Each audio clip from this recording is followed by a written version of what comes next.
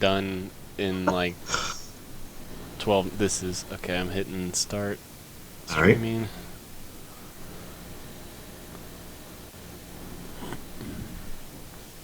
It says we are live.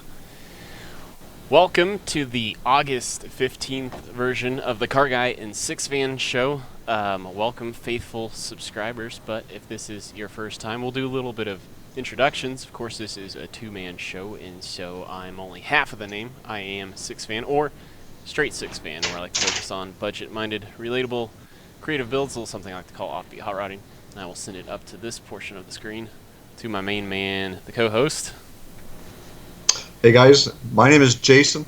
My channel name is Old Car Auto Guy, and my channel focuses on the day-to-day runnings of my used car lot here in Eastern Canada. And we do some car repairs. We do some inside videos on the car business, as well as some shenanigans every once in a while. And every Thursday night, I get together with this guy, and we do this little show called the CarrGuy and SixFan Show. So welcome aboard. And for those, again, I mean, I know we have a mixed bag of some people have been here probably since day one, season one, but we are in season two, and so this show has kind of a standard format, and a lot of you guys are familiar with it. Season two's taken on a little bit of a different shape, but this is week two for Jason and I, troubleshooting the post-Google Hangouts life, and we were just bragging off camera how the fact that even we made this 9 o'clock start time over there in Atlantic time, I was so happy for myself that I realized I didn't have our agenda up anywhere. I was so glad that I had done everything else right. So like, what the heck do we talk about? So I've just kind of got there, but Jason, I know you like to always kind of acknowledge who's in the stream right off the bat, so why don't you tell us who's joined us tonight? Well, again, moving around some pictures on the screen here and trying to access the actual chat, I can see that we've got Impact's Garage and Gaming is here, Client Graphics, Rust Belt Mechanic, Eford Garage, Will R, Winnipeg Car Life. And guys, thank you so much for jumping in here early.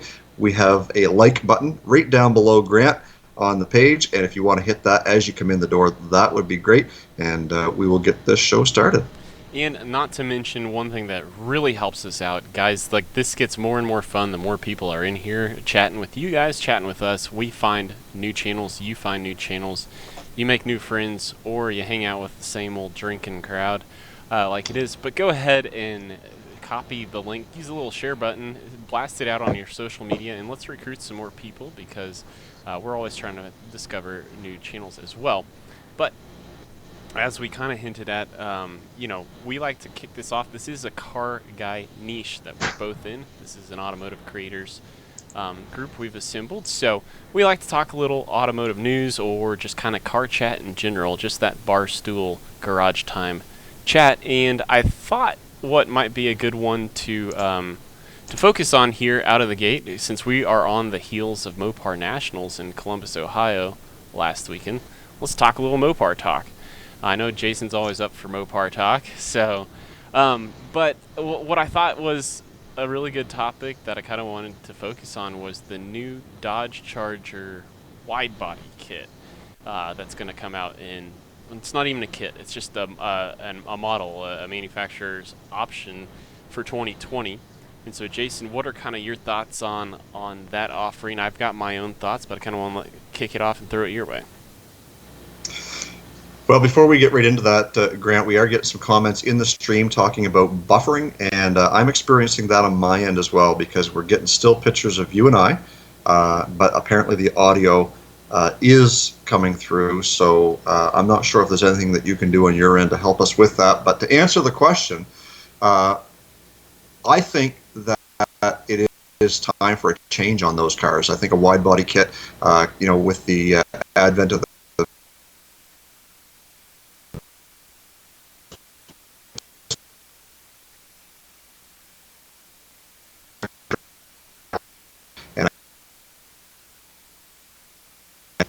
session or the regular part of that car is something that's going to make a little bit of a fresh face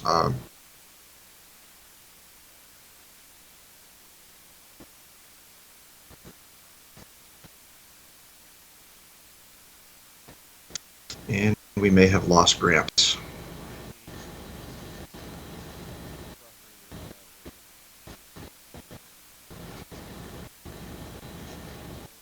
Grant, you with us? Houston, we have a problem.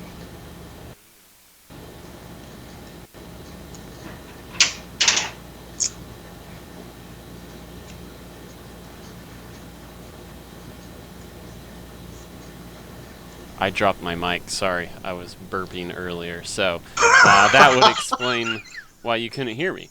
But yeah, we were buffering pretty bad there through a portion of what you were saying, Jason. But I think I got a gist of it was that, and I was doing some reading. The body style hasn't really changed since 2015. So you're going on a 5-year run for a generation of any car is actually a pretty long run by today's standards. So to your point, this car it's Dodge's way of doing a facelift without doing a facelift kind of a thing.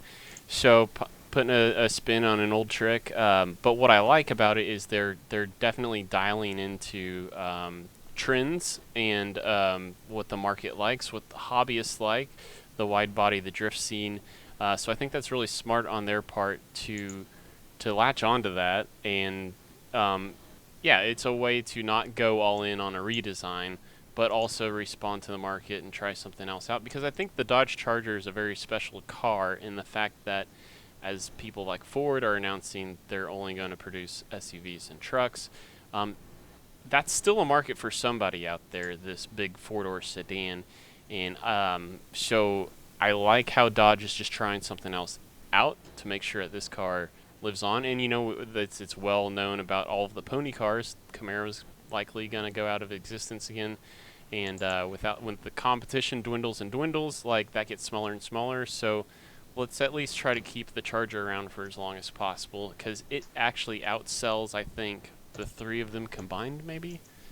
Or if not, it's like it outsells the Camaro and Mustang combined, something like that. But anyway, I just thought that was a pretty good topic. I'm not seeing what's in the chat at the moment just because I was trying to help save some bandwidth. So what is everybody else saying? Well, it seems like they're all still talking about audio functioning but no video. So I wonder if we, on your end, you disconnect as far as the live feed to YouTube and come back in again. I'm not sure if it's something, there's a connection between the two or not. But so explain that a little more. I'm afraid of whatever I throw down is going to... so if you go to your whatever control room. Control room there, live control room, and do the end live stream, and then try and come back in on that same feed. Okay. I don't know if that's going to help or not, but maybe it'll do like a reconnection or a reboot between the two systems. We'll give that a shot. So, guys, if you are still watching, please know that if this doesn't go the way we think it does, you may have to come back to my channel and find a second